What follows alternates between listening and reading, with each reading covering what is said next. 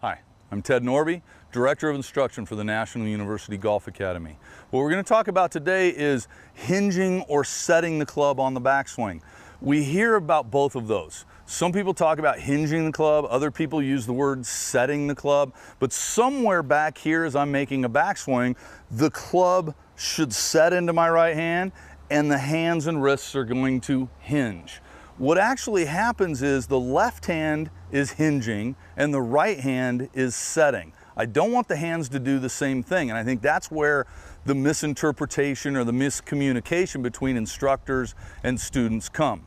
So what happens in the backswing is the left hand will hinge. Now, you have to have a good grip, you have to have the leverage on top of it, and you have to have the hands in the right place. So there's no way to hinge or set the club properly with a bad grip. So we have to have a good grip first. But if the left hand is on there correctly, there is a hinging motion. I'm really not even lifting the club up, but I'm pushing down on the butt of the club, which gets the club head to leverage up in front of me. So this left wrist is hinging. I personally feel like I'm pushing the butt of the club down. There are others that keep some width back here and they're letting the club head come up, but it's a hinging motion with this left hand.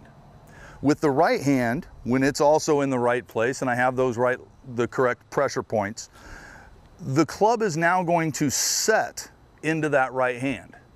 I can't just hinge both of them up in the air because as I come back to impact, that club head is already passing my hands. What I want to do is I want to have the shaft leaning forward through impact, which this right wrist needs to be set a little bit different. If you can get the difference in your head of that a hinge is straight up and down and a set is more of a cupping of this right wrist, excuse me. So the left wrist is hinging, the right wrist is setting or cupping halfway back. And if I put those two together at this kind of halfway, and some do it a third of the way, halfway, almost to the top, that doesn't matter too much. But just the fact that somewhere back here, the left wrist is hinging and the right wrist sets. So it can feel also like the weight of the club kind of pops up into that right wrist. Again, not straight up, but kind of up into this cupped right wrist right here. If I show it to you from this other view, if I just set both hands, you can see that club's really not on plane. It's too far out in front of me. But if I set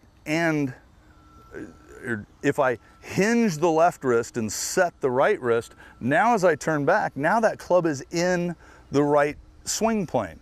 So it's a feeling almost that the butt of the club goes down with the left hand, that's the hinging of the left, as the weight of the club kind of comes up into that right wrist right here. That squares the club face and gives me a good set position on plane. When I have the club set correctly in the right hand and hinged in the left, now I'm in a position where I can lead back forward and be in that good strong hitting position. So remember, I'm hinging and setting the club on the backswing.